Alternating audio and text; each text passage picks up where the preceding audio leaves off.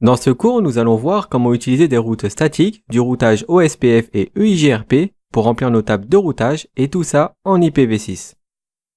Comme l'IPv4, un routeur configuré en IPv6 va créer une table de routage et y ajouter les réseaux. Voyons sa configuration. Notre routeur 1 a deux interfaces avec une adresse unicast globale. Par défaut, il ne prend pas en compte le protocole IPv6. C'est pourquoi il faut l'activer avec la commande IPv6 unicast routing. Et on leur attribue des adresses IPv6 sur leurs interfaces avec la commande IPv6 adresse.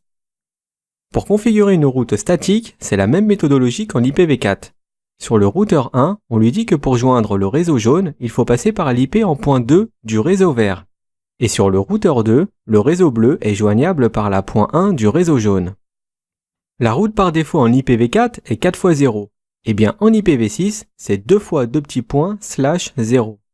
Comme vous pouvez le voir, le routage statique est assez rapide à mettre en place. Mais comme pour l'IPv4, dès qu'on a un réseau plus volumineux, mieux vaut utiliser un protocole de routage dynamique. C'est ce qu'on va voir avec OSPF.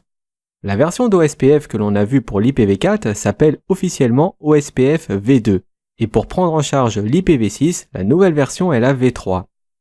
Cette nouvelle version ne prend en charge que l'IPv6. C'est-à-dire qu'il est impossible de faire tourner l'IPv4 et l'IPv6 en même temps. Pour cela, il faudrait configurer la V2 et la V3.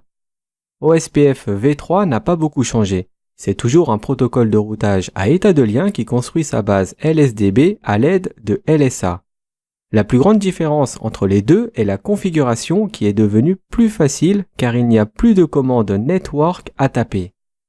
On va maintenant voir comment configurer OSPF v3 sur la même topologie que pour les routes statiques et cette fois-ci avec les IP déjà configurés et l'IPv6 unicast routing d'activer. La commande IPv6 router OSPF permet d'activer OSPF v3 en globalité. Ici, on choisit comme ID de processus le numéro 1. Alors ce qui est amusant ici, c'est que nous devons configurer nous-mêmes un identifiant routeur et que cet identifiant est au format IPv4.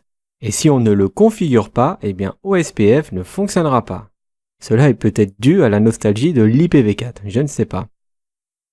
Et pour finir, il ne reste plus qu'à dire aux interfaces d'activer OSPF v3 avec la commande IPv6 OSPF. Comme vous le voyez, nul besoin de rentrer les réseaux. Passons maintenant au protocole EIGRP pour l'IPv6.